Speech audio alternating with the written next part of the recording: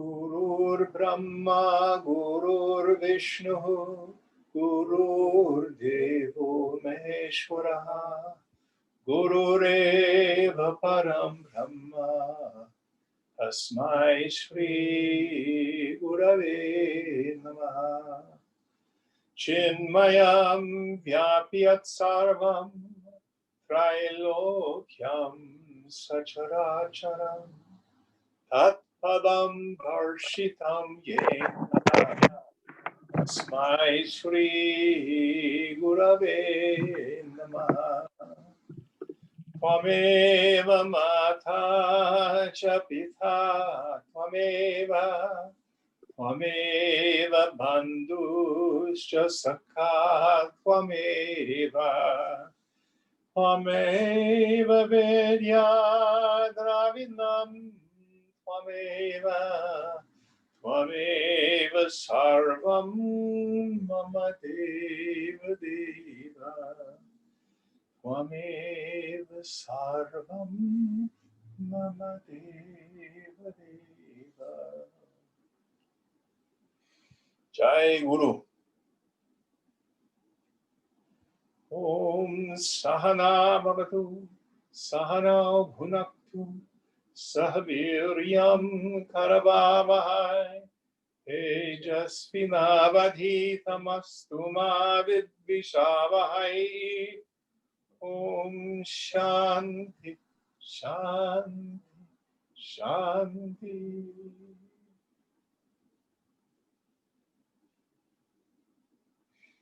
So our Shisha has asked the 7 questions. What is bondage? How has it come about? How does it continue to exist? How do I get out of it completely?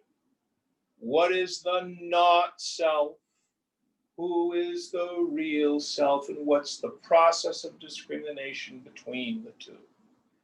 And the Guru is jazzed and says, dude, you're asking the right questions. And this is the stuff you need. Could someone please mute who's got their mic on and is making noise in the background? So he is then, we went through the topic of a person has to do their own yoga. And we had images like if you have an infection, you can't get the penicillin and just penicillin. Or if the medicine tastes bad, you can't hire someone to take it for you. We must do our own yoga. So, yes, self-realization in many ways happens by grace. But we invoke grace by our own self-effort, our own purushartha. So does anyone remember what verse we're on now? I didn't mark it in my book.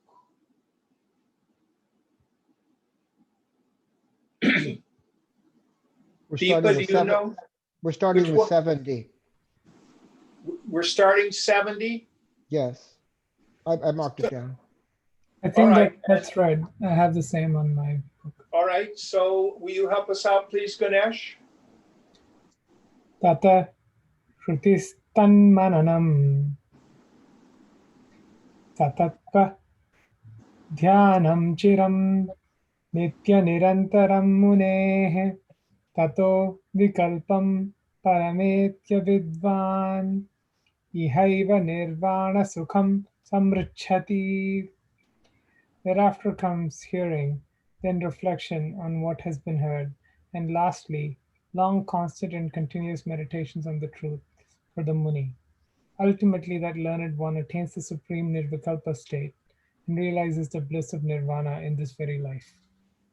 So, again, he's drawing on what some of the other scriptures say about what is the progression of our sadhana, our spiritual practice. So it starts with Shravana, hearing. We hear the scriptures, we hear the teaching from the Guru. Of course, now with the modern printing press, you can hear with your eyes, get a good commentary. Then what follows Shravana is Mananam. We think about it, we reason it, we wrestle with these ideas until we're convinced of their truth. This is the time when we bang on the Guru with our questions. Had some good ones last night. Some good ones. The teacher hopefully can resolve our doubts. The Chinmaya Mission, I don't know if they still do, they used to publish a magazine called Mananam. So we can think about these, contemplate these things. In the old-timey days, the mission had study groups. Swamiji would be around for a couple of weeks for a yajna, then he'd take off, and then the local group would form a study group where they would go over a book like Self-Unfoldment or something like that and wrestle with these ideas and discuss them. So this is Mananam until we have a sense of conviction. Then third comes dhyana, meditation, nididhyasana. Long and continuous meditation. I'm reading a marvelous book for those of us who may be interested in some of the parallel writings to our tradition in the Christian scriptures, or the Christian tradition.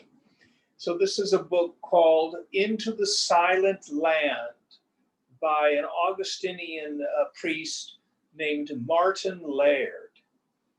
And he's a professor of theology at Villanova, but obviously a deep practitioner. He's the first Christian writer I've come across, contemporary, that really unapologetically talks about the place where God and the human being are one, and it's pure awareness. I like it. He uses this metaphor of in meditation, we pass through 3 thresholds. I totally agree with him. So he says the first doorway, when we're in meditation, he talks about using a sacred word. We could just substitute the term mantra and it's identical. Same instructions on posture. Same suggestions of tying the mantra or the sacred word or the prayer to the breath. Then he talks about the busyness of the mind, and we use the sacred word, the mantra, as a bulwark against the negative thoughts, whatever thoughts come up. As they come up, we bring our attention back to the mantra, back to the sacred word. Identical teaching that we get in Vedanta practice. Then he talks about how in the second threshold, he has what he is calling the unloading of the unconscious. And all the undigested issues come pouring up out of the unconscious. We start to develop a greater capacity for witnessing. We allow that material to come up. This is where it takes great, great courage. Then he talks about his third threshold, where we move into the place where the mantra disappears, what he calls the silent land. And he talks about the God that we're seeking turns out to be the pure awareness that we are. It's vast, empty, but vibrant and vital, shoreless ocean. Just a beautiful language that he uses. What we would call samadhi. It's just fabulous. But I like his paradigm of these three doorways that we pass through in meditation, in dhyana. So after hearing, reflection, and meditation, long and continuous meditation comes after that. Please read it again for me, Ganesh. Ultimately, that learned one attains the supreme nirvikalpa state. Okay, Realizes the blessed so one. nirvikalpa state. So this is the first time he has introduced us to this term. It occurs frequently in the tradition. Nis is actually, the word means without. A vikalpa is a movement or a perturbation in the mind, a thought.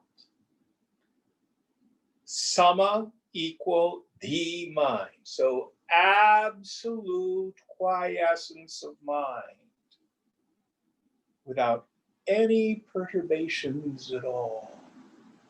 Swamiji used to say, when the last thought is thoughted,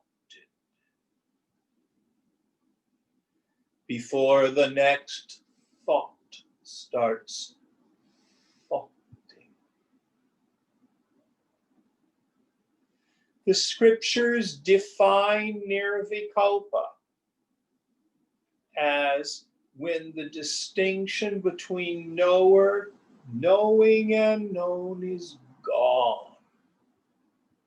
So it is like deep sleep in that there is absolutely no sense of ego and no phenomenal world. The mind is the world is the mind.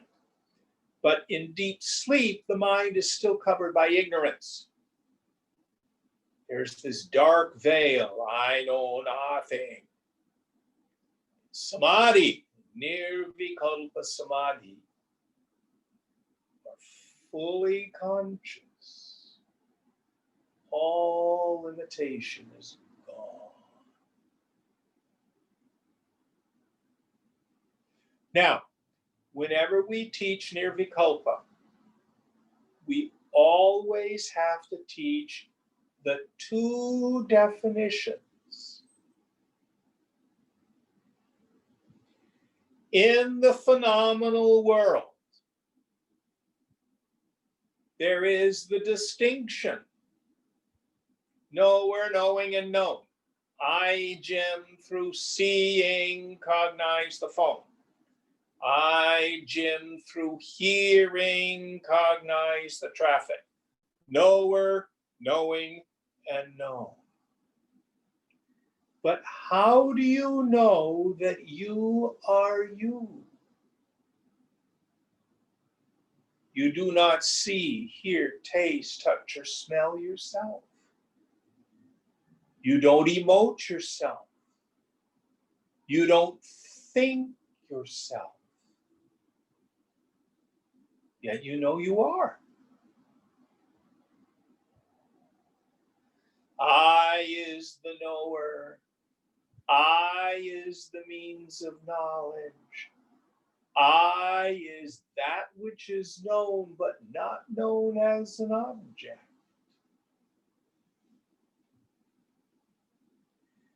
So by this definition, nirvikalpa is another definition for you.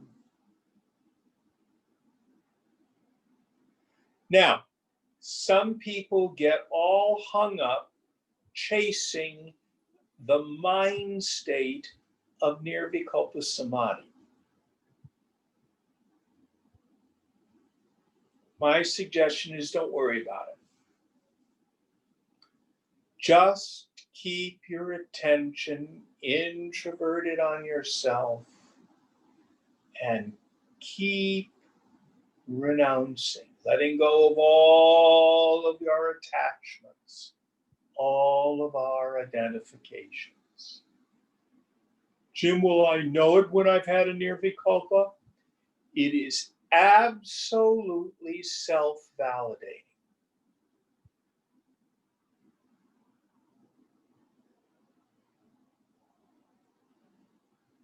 But don't worry about it. Be far more concerned whether or not you know what your essential nature is. Do you know who you are?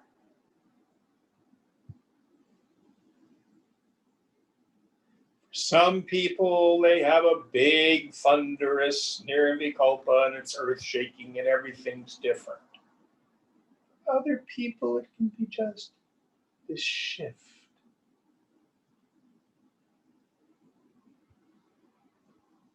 So again, I want you to know the teaching on nirvikalpa samadhi, but my suggestion is don't chase it as a desirable object.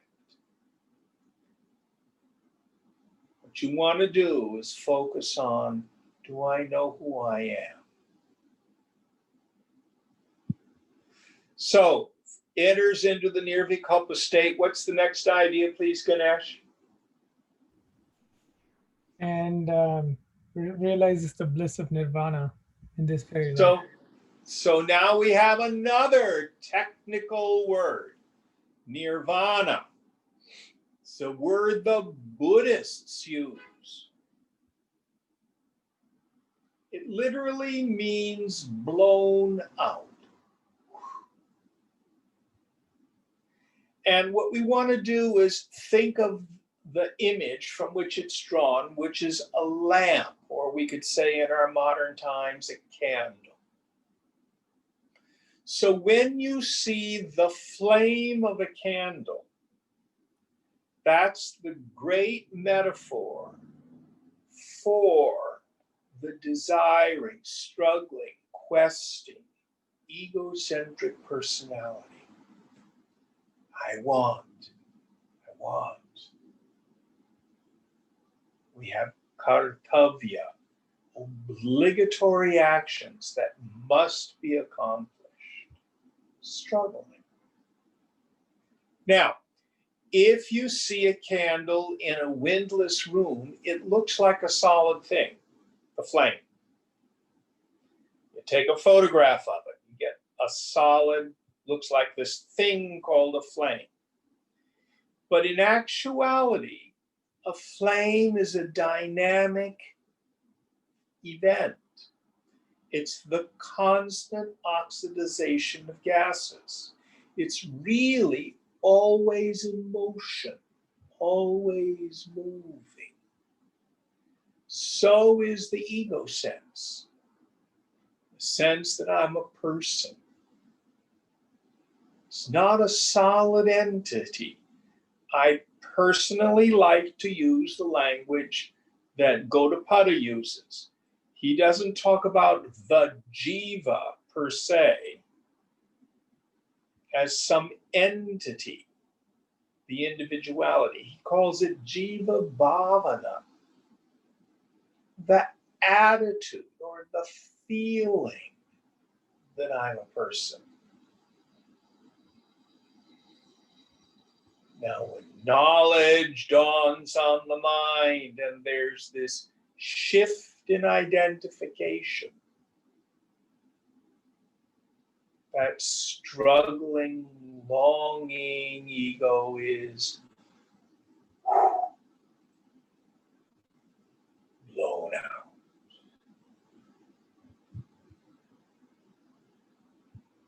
Now, some people who are religious Buddhists think of nirvana as a place. Oh, I'm going to go to nirvana.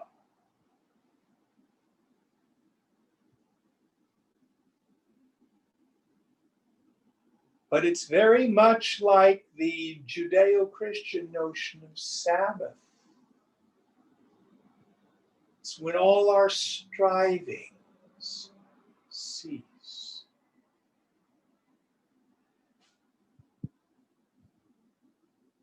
The struggler is just blown out.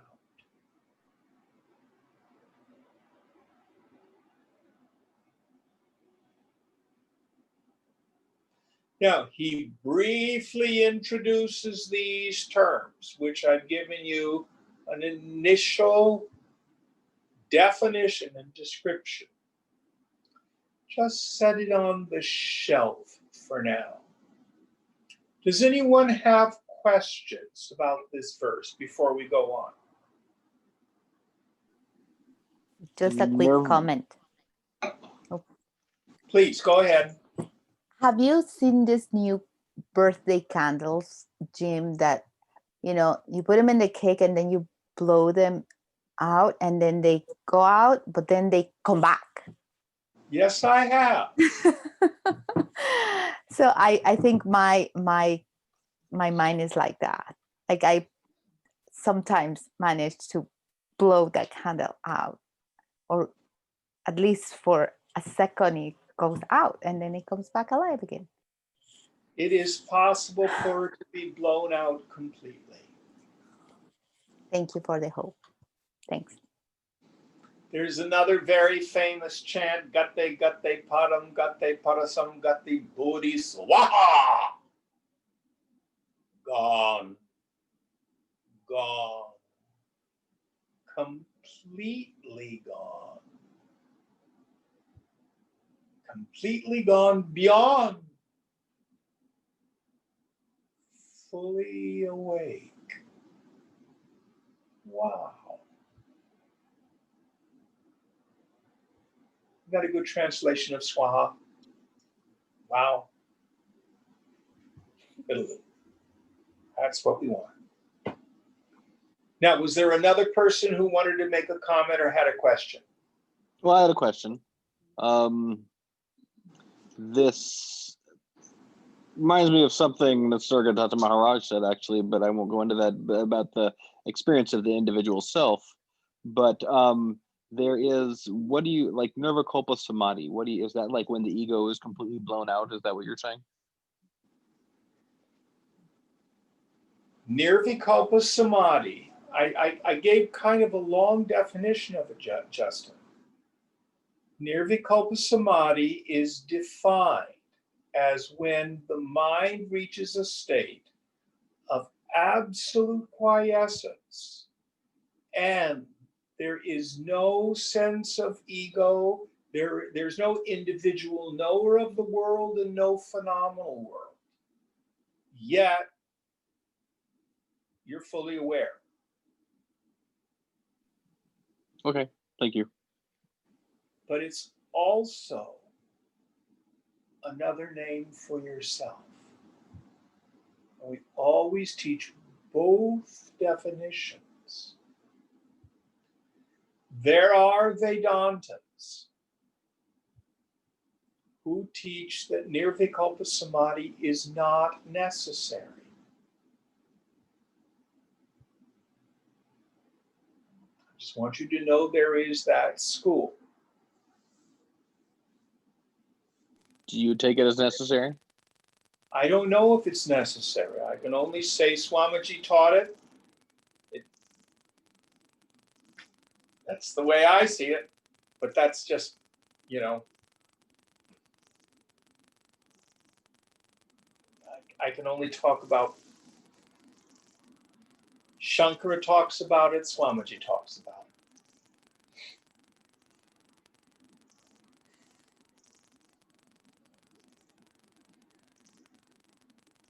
So these are questions, just put them on the shelf. Because again, I don't want you to start saying, oh, I want to have Nirvikalpa Samadhi. It's,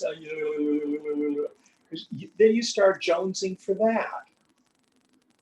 And the point is to give up all struggle and abide in your self-nature. All right, Any other questions? Next verse, please.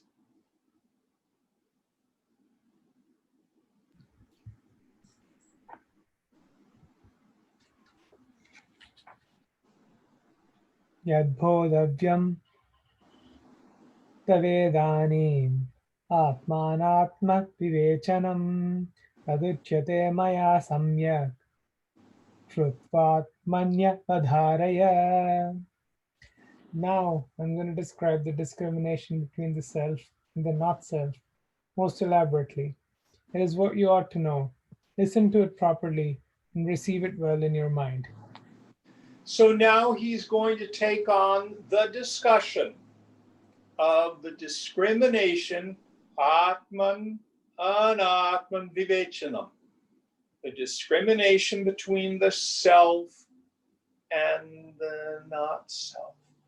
And probably the next third of the book is going deeply into this. Why? Because when you can clearly see what you're not, then you can let go of the identification with it. Let me give you an example. Can you all see the glass that's on the table over here? Yes. Can you see it? Yes. Yeah. You are the subject, the glass is the object. Are you a glass? No. You sure? Yes. Do you have subject-object relationship? Self, not self? That's what we're going to do. But too frequently, I run around through the world and I am so upset because I have this mental emotional problem and I am identified with this story. I have always been this way and I have this particular thing. Well, everybody wants this, so I'm like everybody, so I am like that. I am this, I am that. And we don't realize that it's just a story. And we have to be able to discriminate between the self and the not self. So here are the ground rules for this process. If it is in the phenomenal world of objects, if it's in the subtle world of feelings or thoughts, if it has a beginning and an end, if it occurs in the waking dream or deep sleep state, if it has characteristics, that's not it. Drop it. I frequently tell the story. I was in the ashram in the Hague maybe 3-4 weeks. And I was sitting on my little pallet. I had this little cotton mattress. And I was meditating and really practicing tuning up. And all of a sudden, everything just went gold and white. And I was bathed with all this ecstasy. And I went, oh, this must be it. So I went from the Haid out to the avenues to see Rama, the fellow who headed up the ashrams. And I said, Rama, I think I've realized the self. And he said, oh, really? I said, yes, I was sitting in meditation and all of a sudden there was all this gold white light and I was filled with ecstasy. He said, oh. And then he said, Well, what were you doing before that? I said, I was in meditation. I was just breathing. And he said, well, who was aware of that? I said, oh, I was. He said, when you had the experience of the ecstasy and gold white light, who was aware of that? And I went, I was. And then he said, and who's aware of this conversation we're having right now? And I said, I am. And he says, that's not it. Drop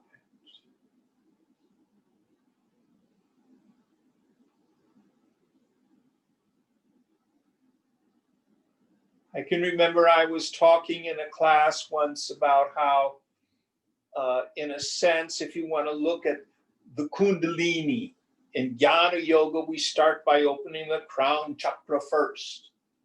You start with knowledge and then it filters down through the body. So I had a student come and she says, oh, Jim, I felt all this buzzing in my crown chakra. I just had all these sensations in my crown chakra. And of course, the unspoken thing is, am I getting more realized? Did it have a beginning and an end? Did it occur in time and space? Does it have qualities and characteristics? Is it objectively known? Drop it. Who knows it? Yeah, but drop it. So this is the practice of discrimination between the self and the not self. Any questions about the practice? Now, it's done in our meditation seat with the mind very quiet. But it's one we also want to carry into our daily life. All right, with that in mind, let's go on to the next verse.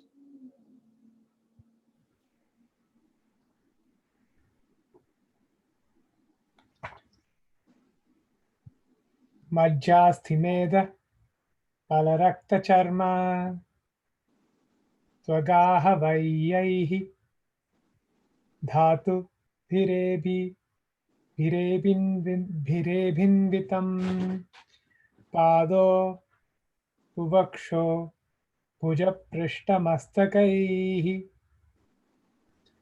Angairupangair Upayuktametat. Composed of the 7 ingredients: marrow, bones, fat, flesh, blood, dermis, and epidermis, and consisting of the following parts: legs, things, chest, arms, back, and the head. So now, go ahead. Probably read the next one as well. Seems yes. Like Aham mameti prathitam shariram mohaspadam sthula mitir budhaihi nabhona bhasvad dahanam bubhumayah sukshmani bhutani bhavanti tani. This body, the seat of delusion, expressing in terms of I and mine, is termed by reputed sages as the gross body. Sky, air, fire, water, and earth are the subtle elements. So we have here the description of what we call the stula sharira, meaning the gross body. Now, when we say gross, we don't mean like the slang word, oh, that's gross. We don't mean that. Gross contrasted with subtle. These are vibrational differences. So we can say, for example, the low notes on the piano are grosser than the high notes. We can say that ice is grosser than water. Water is grosser than steam. Steam is subtler than water. Water is subtler than ice. So it has to do with a vibrational level. So the stula sharira is the meat lump. Blood, bone, fat, skin, dermis and epidermis, filled with feces and urine. But most importantly, it is the seat of our delusion.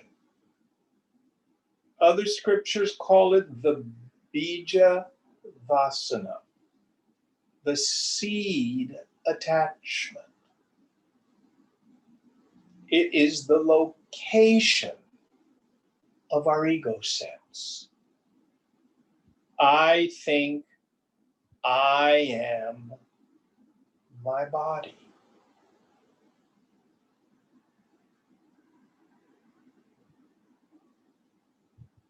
That's the root identification that we have. Now, the next thing he introduces, which seems like way out of left field, are what we call the tanmatras, the subtle elements. Earth, air, fire, water, and akasha, space or ether. The reason he's going to introduce this is because we're going to get an introduction into the yogic understanding of perception of the phenomenal world. I had a really hard time with this in my sadhana days. People would say, air is an element. I'm going, air's not an element. Has elements in it, oxygen, helium, hydrogen, but air is not an element.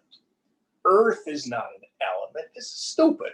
The ancients just didn't understand physics or chemistry. And that's not what they're talking about. So, if you were here in my living room and you could see my coffee table, you would say my coffee table is made out of wood. Wood is largely cellulose. Cellulose is largely carbon. So we can analyze the chemical makeup of the wood that my coffee table is made out of. But if you had a dream that you were in my living room and you dreamt you saw a coffee table that was a wooden coffee table, what would it be made of?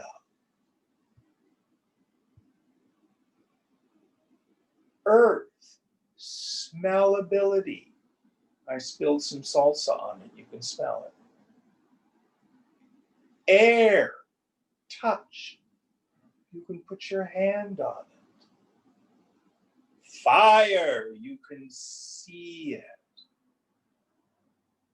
Water, if you lick the salsa, you can lick it up.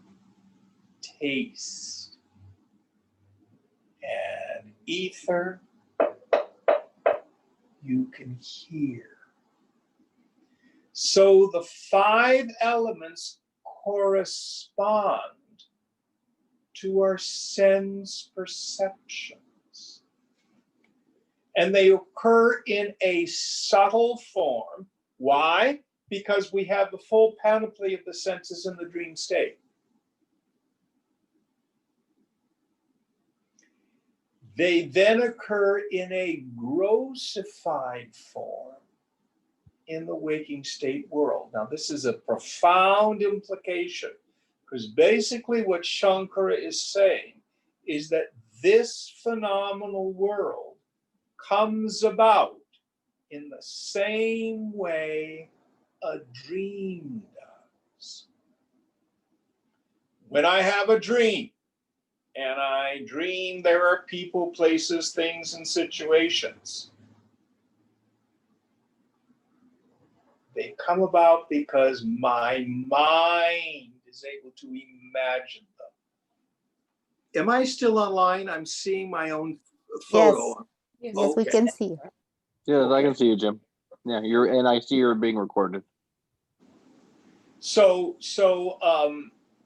when I dream about it, it's my mind itself that shows up as people, places, things, and situations. This is no different, except who's doing the dreaming. I always frequently say, you are the god of your dream. You as an ego are not the god of this world. You're a character in Ishvara's dream. But it comes about in the same way. And that's why we have the teaching on the Tanmatras, the 5 subtle elements. They're not ancient people's misunderstanding of physics or chemistry. It's about their deep insight into perception and the ground of being of the phenomenal world. So this stula sharira comes about like a dream body, except it appears more real. That's all.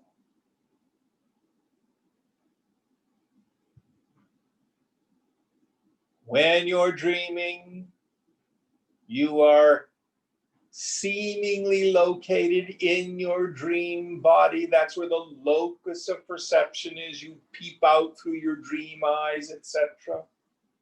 You have a dream ego identified with the dream body.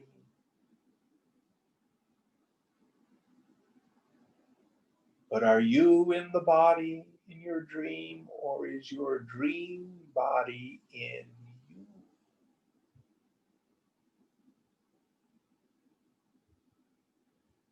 This is no different. Next verse.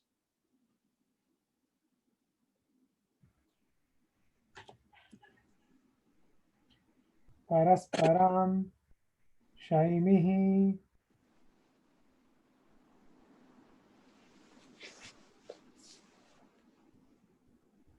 Parasparam Shaihi Militani Bhutva Stulani Cha Stula Sharira Hetavaha Matrastadiya Vishaya Bhavanti Shabdadaya Pancha Sukhaya Bhoktu. Having united with parts of one another, they become gross and become the cause for the formation of the gross body. Their subtle essence constitutes the sense objects, 5 in number, such as sound, etc., which contribute to the enjoyment of the experiencer, the individual ego. So now he goes into what's called the Pancha Karana. Now, if I recall, I think on the opposite page, you'll see his little chart that looks kind of like little Pac-Man things. Don't pay any attention to that. I never did understand it. But the idea is the process of grossification is that each one of these subtle elements splits into 5 parts and then recombines with all the others to form the phenomena of the gross world. So, for example, if I go to the symphony and I hear the violins playing, the sound of the violins has more of ether, space, than say if I go to the mountains and I see a big rock. So different things in the world have more or less of these combinations of these 5 elements. Think of it like if they were primary colors and you were a painter. And by combining these primary colors, you could get all sorts of shades of colors in an oil painting.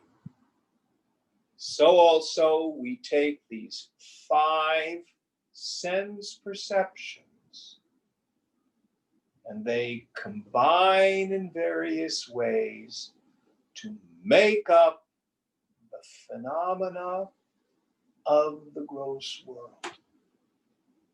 Now, Shankara then talks about how, in a sense, the organs of perception, the perceiving, and the objects of perception are all just manifestations of mind. Again, this becomes easy to understand if you go to the dream state. When you go to sleep, your one unified mind, say, in my dream, I'm out driving my 1961 Imperial convertible.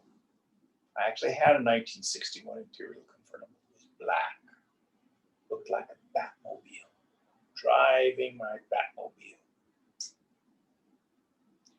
So I look around, and I see the black leather interior. I see the square-shaped steering wheel. And I see the car that's black. So the eyes in the dream, the seeing in the dream, and the car in the dream are all my mind that has split into knower, knowing, and known.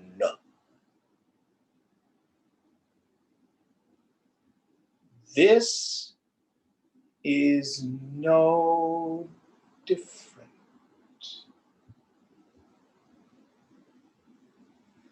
Another example I like to use is if you take sunlight and have it strike a prism, that white sunlight then refracts into the spectrum.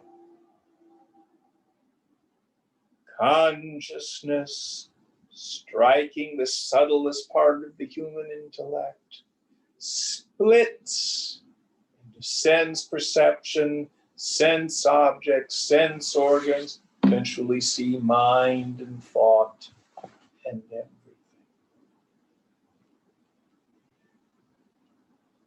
But the point that Shankara is making is everything you see, hear, taste, touch, smell, feel, think is just mind. There's no external solid world. I think it's external and solid, but that's caused by spiritual ignorance. Just like in the dream, I think it's an external world, but it's just the play of the mind.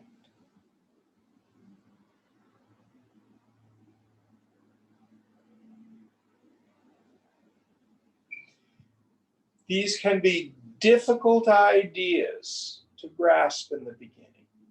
Just hear them, put it on the shelf for now. Next verse.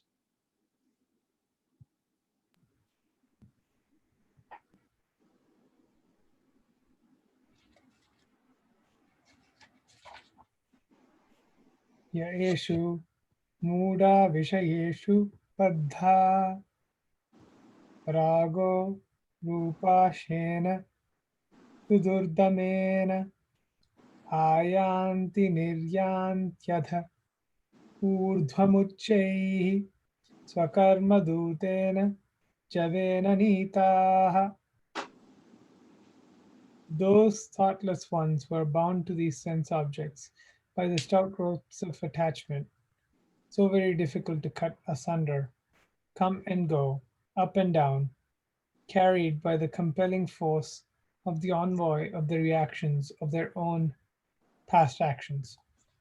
Yes. So what we do is have an attachment for the objects of the senses. We run after them to embrace them.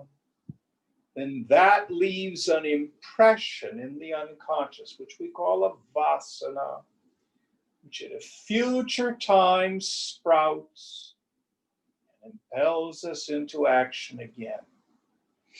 Now, what Shankara is implying is those objects that I go after, those sense objects, I made it up. So imagine you've got a great big huge piece of butcher paper and you decide to draw a carrot on the butcher paper. And then you have a stick that's just a few inches longer than your arm. And you attach the stick to your head. It's out there in front. And then you start running to get the carrot, which you drew, which you decided was separate from you. And then if you're lucky, there's a gust of wind and the thing blows so you can catch it. And then you turn around and say, oh, I'm so smart. I caught the carrot. And that's your life and my life and the world. I decided that such and such and so is desirable based on the force of the past. I decided, I believe that it's separate from me. My happiness is in that externalized object. I chase after it, which is suffering. When I acquire it, all that happens is the struggling ceases momentarily till I sit down with another piece of butcher paper and draw a cucumber. Do the same thing all over again.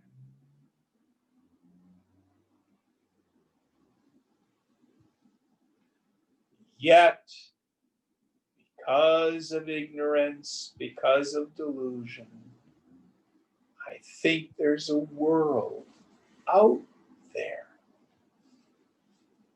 joy-giving and misery-producing qualities, separate from me. And I must either struggle towards it or struggle away from it if it's aversion.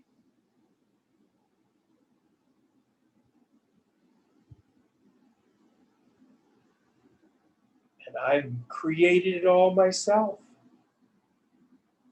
It is like the person hitting himself on the head with a hammer. No woman would do that, just a guy. So I say he's hitting himself on his head with a hammer. Why are you doing that? Because it feels so good when I stop.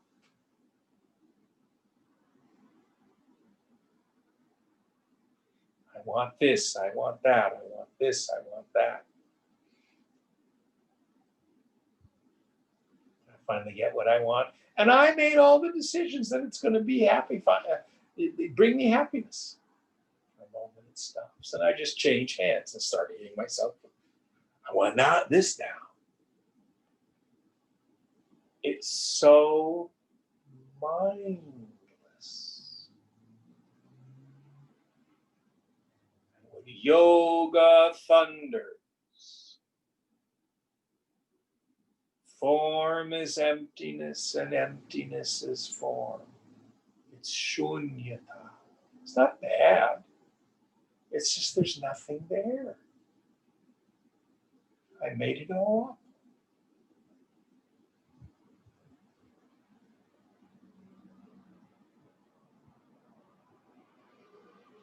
How many times in our modern age have you gotten a text on the phone? Of course, text has no emotional affect. And you think someone's yelling at you or being critical or something like that. You get all upset. Finally, you talk to the person. How could you send that text to me? What are you talking about? No, I wasn't angry or anything like that. You made it up because we superimpose.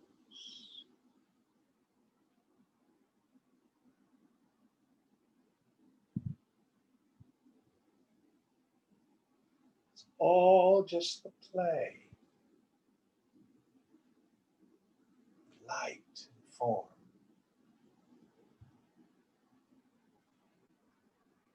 Next one.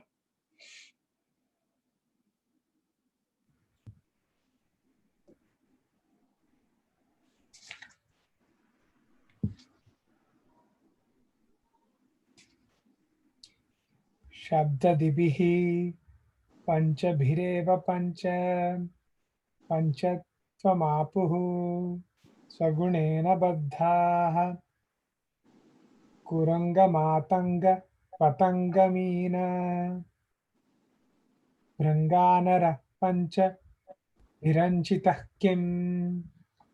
The deer, the elephant, the moth, the fish, and the honeybee. These five are annihilated because of their slavery to one or the other of the senses, such as sound, etc., through their own attachment. What then is the condition of a man who is attached to all these five? So again, this is a famous metaphor that comes from the scriptures. So each one of these animals is destroyed by its attachment to one of the senses. So the deer is there grazing in the woods, and the hunter plays the flute. The deer looks up. It's very still. Wham! Shot your deer, you got lunch. So it's attached to hearing. The moth evolves. Of course, few of us probably are out building fires in the middle of our village where there are moths. But if you've ever been camping where there are moths, what happens? The moth is attracted to the flame and it immolates itself in the flame. Its sense of sight kills it. Elephant loves to rub when they're in rut. So what they do is they dig a big pit to catch a male elephant. Then on the other side, they put a she elephant, a cow. She's in heat. And the bull elephant, and he falls into the pit and they can catch it. So he is destroyed because of his attachment to wanting to rub against the other person or the other creature. You and I have that. The fish, attached to food, the wriggly worm. So its taste, its hunger, destroys it. And then the bee.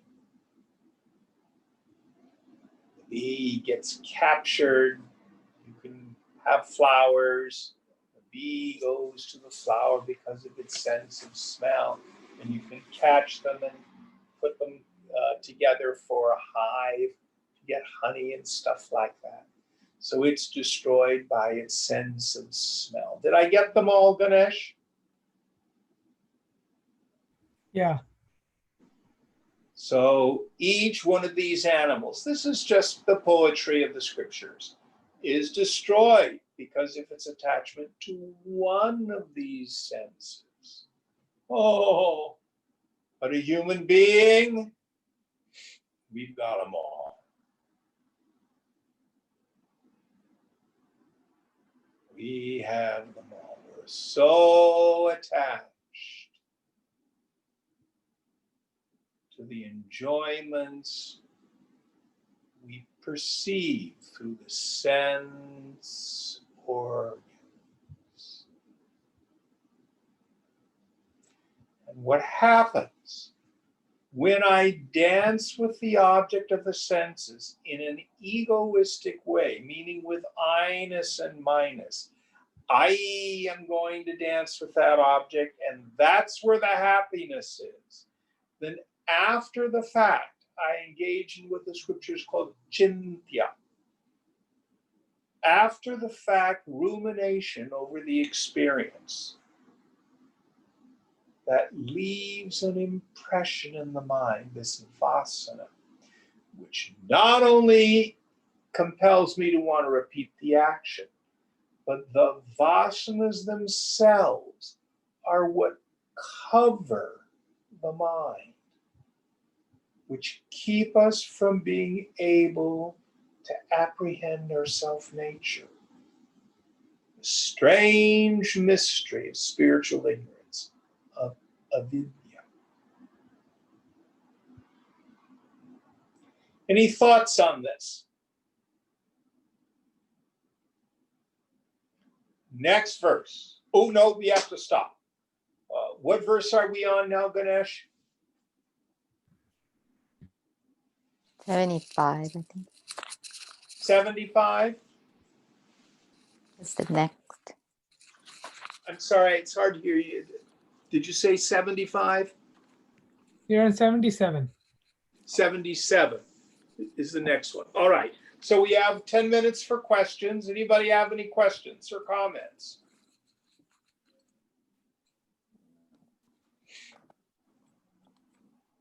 It got very subtle very quickly. Did you notice? We're moving into the deeper parts of the teaching.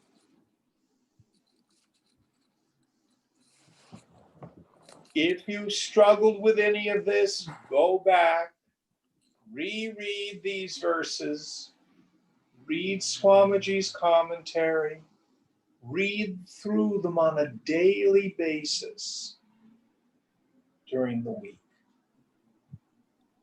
Hi, Jim. Question? Yes. This is Who's Mahip. that? Mahip, Puneet's cousin from Nashville. Oh, Hari Om. Hari Om.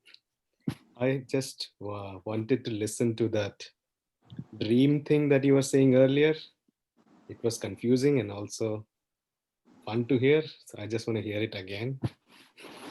Can you? Well, we do have these recorded. And if you connect with Puneet, he will show you how to listen to it on YouTube. They are recorded and they all go up on YouTube. Sure. Okay. But was there a specific question that you had?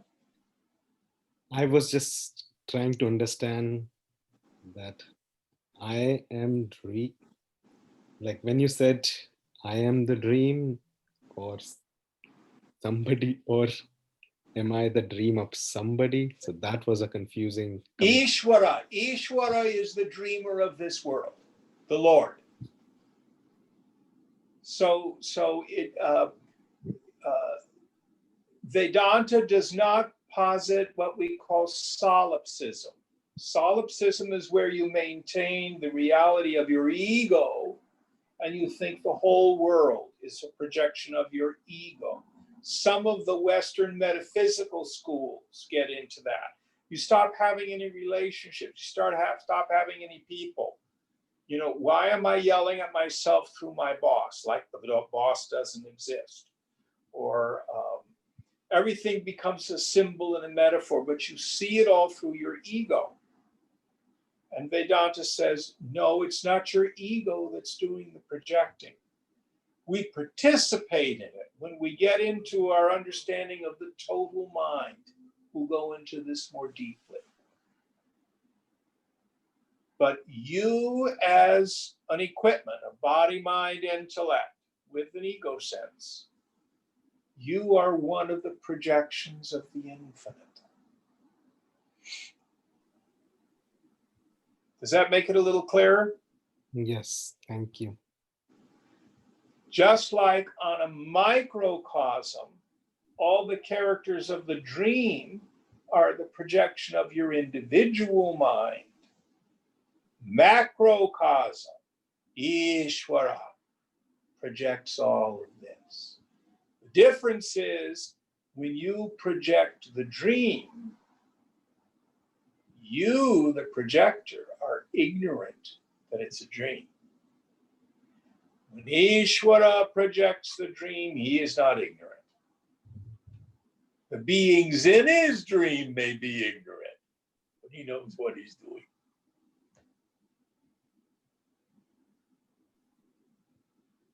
So can I say that when I am identifying with, for example, a drop of water, I am ignorant in that moment, and when I am out of that identification and I see myself as the ocean, and Whatever metaphor works for you, that's fine. But in the sense, what you are is not any of the forms.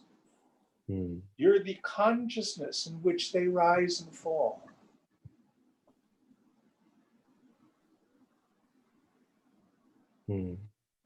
Vedanta is not pantheistic. It's panentheistic. Pantheism means God is in everything. Panentheism says God is in everything and God is much greater than the universe.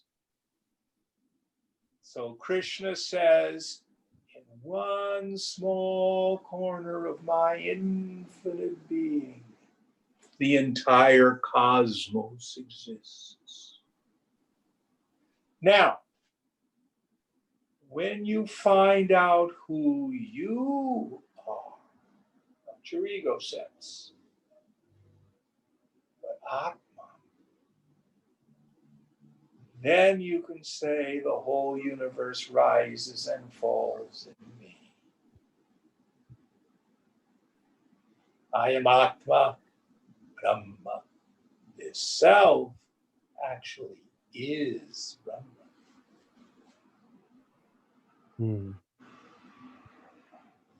The main point of tonight's lesson is to understand that the phenomenal world is not separate from consciousness.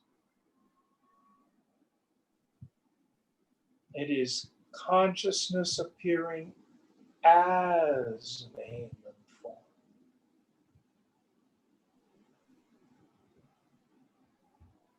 Now, why is this important? Just as whatever joys or sorrows occur in your dream, they never touch you, the waker. The real you, Paramatma, is never touched by the joys and the sorrows of this world. Right now, it doesn't seem that way, because the mind is covered by ignorance. Does that make it a little clearer? Yes.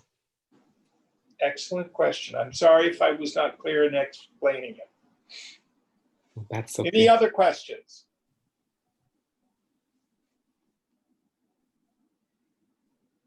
All right, we will sit for 20 minutes.